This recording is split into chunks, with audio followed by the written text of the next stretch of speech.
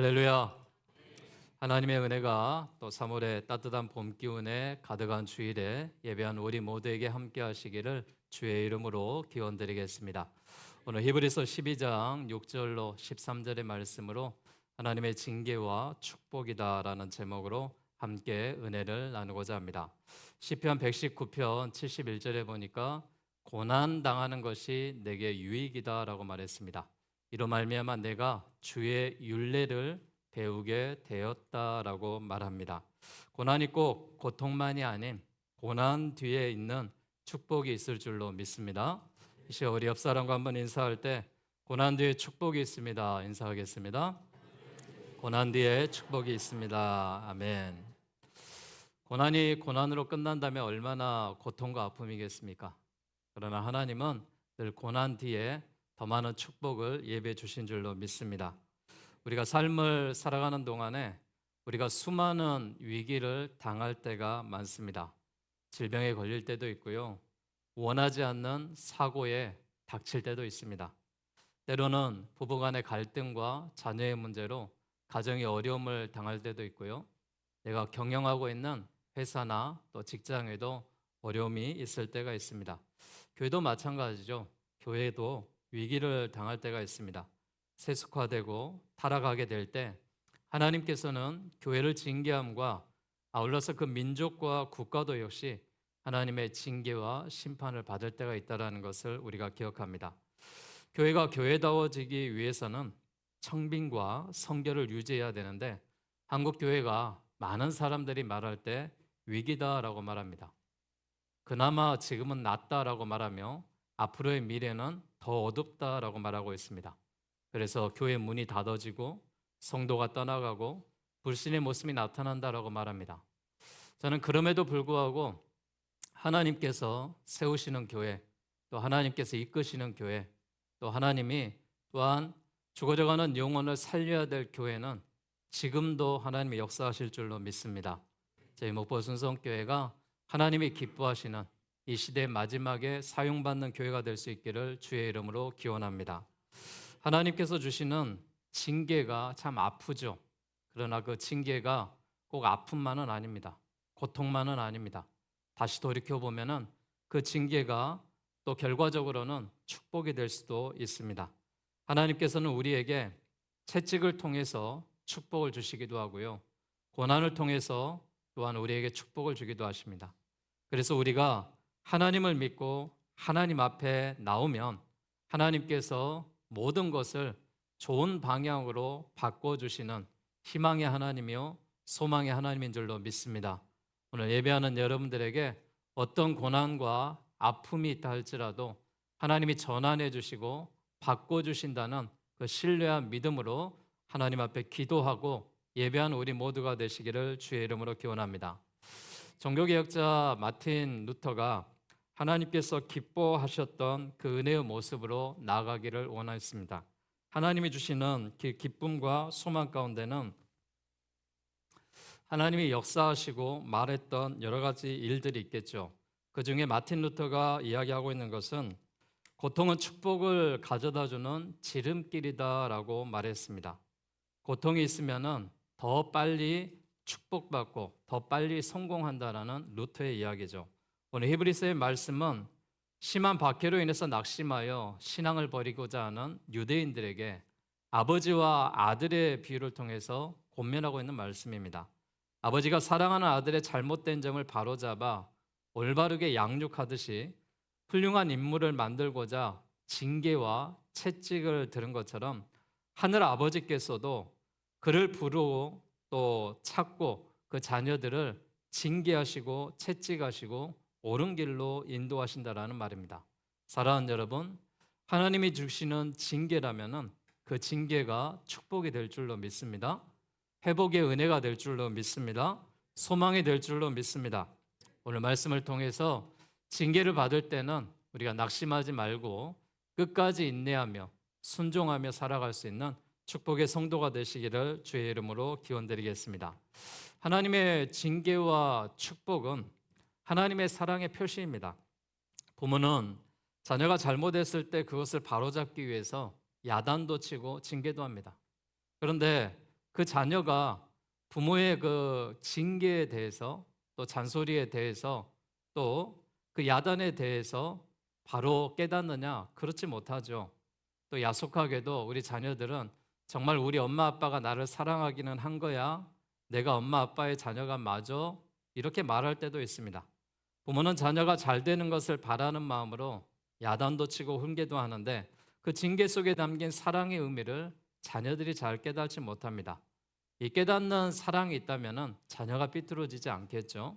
부모는 부모의 모든 축복과 유산을 물려주기 전에 반드시 훈련과 연단을 시킵니다.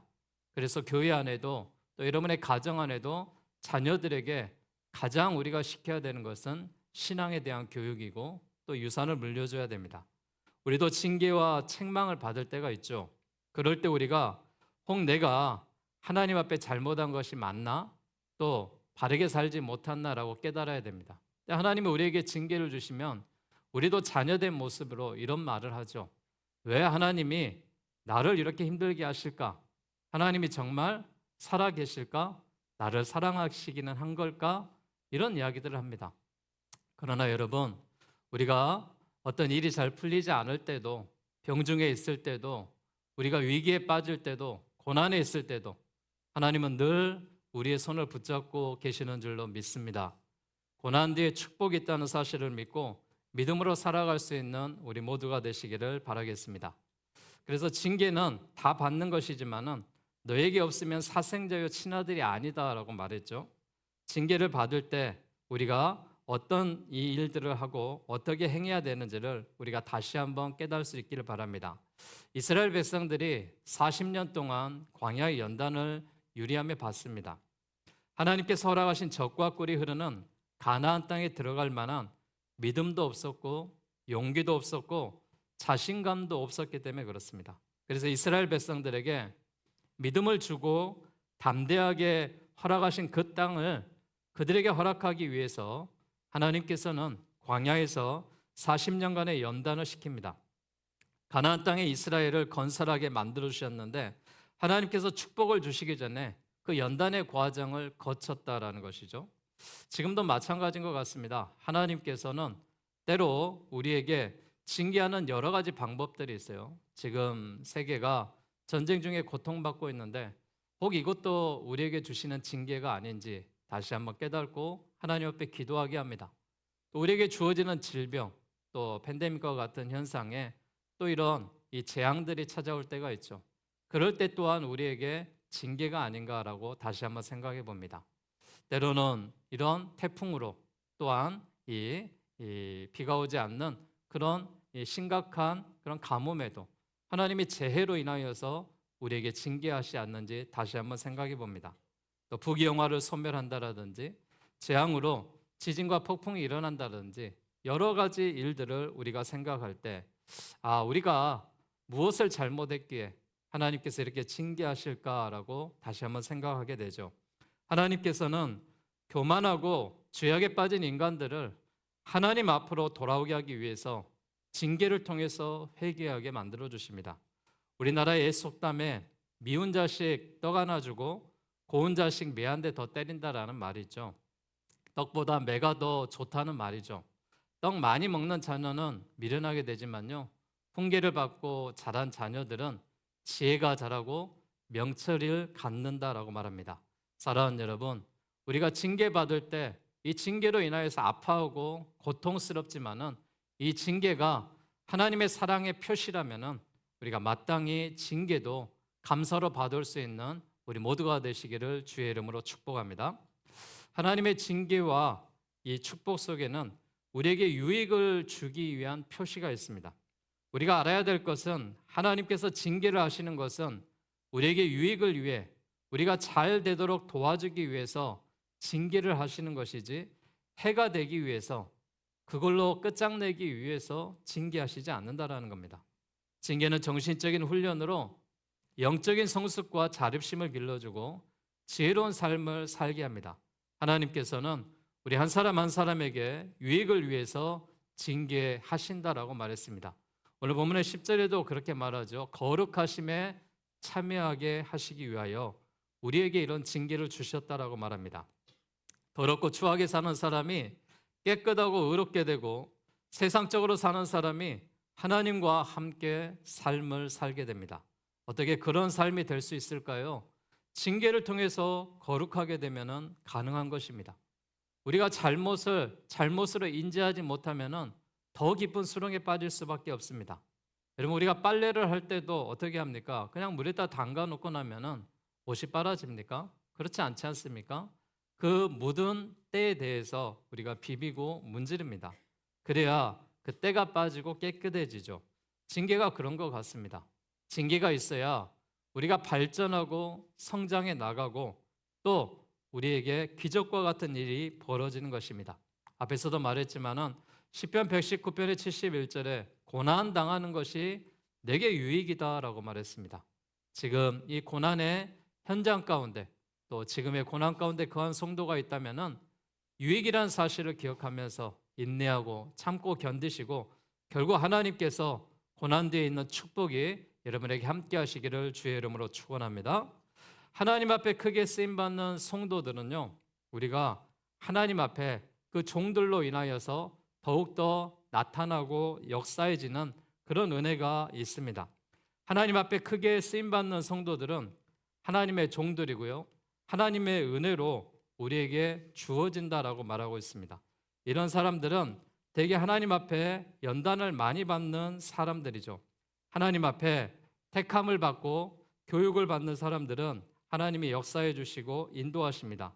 하나님 앞에 택함을 받고 교육을 많이 받는 후에야 축복받는 능력이 있고, 주의 종으로, 주의 일꾼으로 하나님 앞에 충성과 봉사와 헌신을 하게 돼 있죠.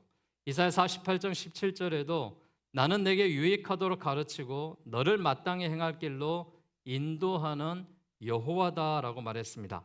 징계를 통해서 축복하심이 나타나고, 징계를 통해서 올바른 길로 가게 하십니다.